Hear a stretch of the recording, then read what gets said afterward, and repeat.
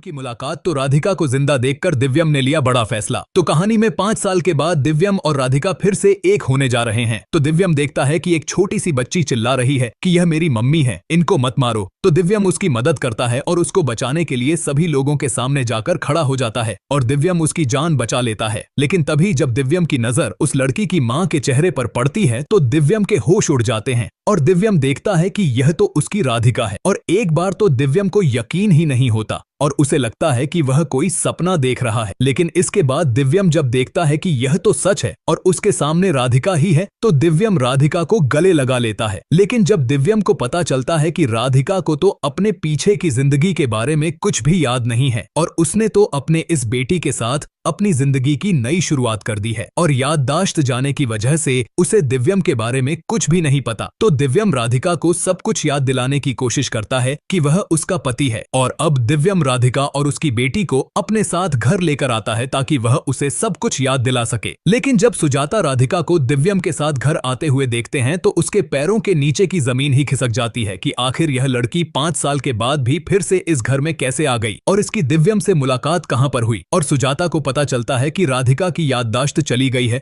तो वह बहुत खुश होती है और वह दिव्यम को समझाने की कोशिश करती है कि यह राधिका नहीं है और यह जरूर उसकी कोई हमशक्ल है। तो क्या दिव्यम इतनी आसानी से इस राधिका को छोड़ देगा या फिर वह सच का पता लगाने की कोशिश करेगा?